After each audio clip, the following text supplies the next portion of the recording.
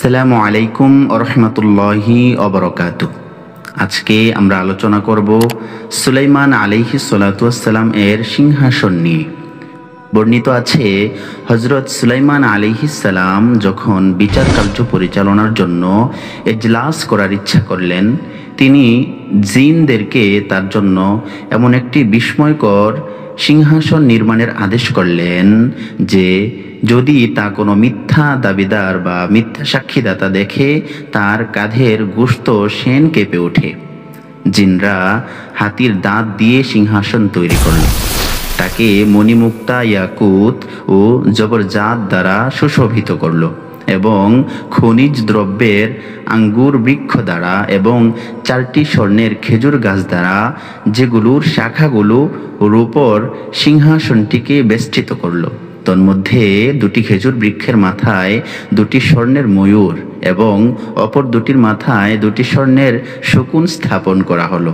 ইন্দ্রা সিংহাসনটিকে এমন একটি পাথরের ওপর স্থাপন করলো, সিংহাসনটিকে ঘুরানোর জন্য তার নিচে ছিল স্বর্ণের 2টি অজগর।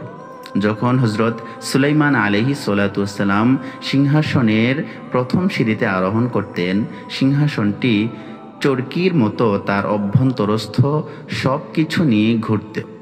শকুন ও ময়ূরগুলো তাদের ডানা বিস্তার করত, সিংহ দুটো তাদের থাবা প্রসারিত করত এবং তাদের লেজ দিয়ে ভূমিতে আঘাত করত। প্রতিটি সিঁড়িতেই এরকম হতো। যখন তিনি সর্বোচ্চ সিঁড়িতে পৌঁছতেন, শকুন দুটো তার মাথায় তার মুকুটটি রাখত এবং তার ওপর মিষ্ক সুগন্ধি ছাড়ত। যখন তিনি বসতেন, স্বর্ণের একটি কবুতর তার হাতে জাবুর কিতাব তুলে দিত। তিনি তা মানুষের সম্মুখে পাঠ করতেন। বিচার কার্যের সময় তার ডান পাশে স্বর্ণের চেয়ারে বসত বনি ইসরাইলের আলেমগণ, বাম পাশে বসত রূপার চেয়ারে জিন সর্দারগণ। এরপর মর্যাদা অনুসারে অন্যরা বিচারের জন্য বসত। যখন সাক্ষীগণ সাক্ষ্য দেওয়ার জন্য আসত, সিংহাসনটি তার অভ্যন্তরস্থ সব কিছু সহ চরকির মতো ঘুরতে এবং ময়ূর, শকুন ও সিংহগুলো পূর্বে বর্ণিত আচরণগুলো করত।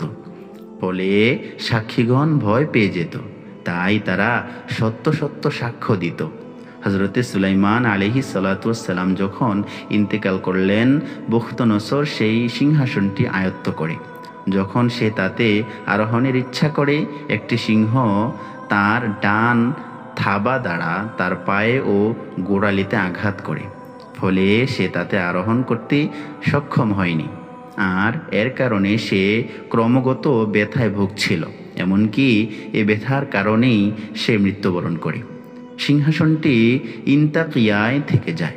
অতঃপর কোরাস ইবনে সাদ্দাস তার জন্য যুদ্ধ করে এবং বুখতনসরকে পরাজিত করে ফেলে। অতঃপর সে সিংহাসনটি বাইতুল মুকাদ্দাসে ফিরিয়ে দেয়। সিংহাসনটিতে এরপর কোনো বাদশাহই আরোহণ করতে সক্ষম হয়নি।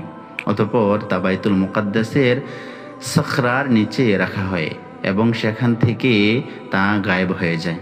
কেউ তার কোনো সন্ধান বা আলামত জানে না এবং কেউ জানে না তা কোথায় গেল বা কোথায় আছে। আল্লাহ তাআলা আমাদেরকে ঘটনাটি সম্পূর্ণভাবে বোঝার তৌফিক দান করুন। ওয়া মা আলাইনা ইল্লাল বালাগ। আসসালামু আলাইকুম ওয়া রাহমাতুল্লাহি ওয়া বারাকাতুহু।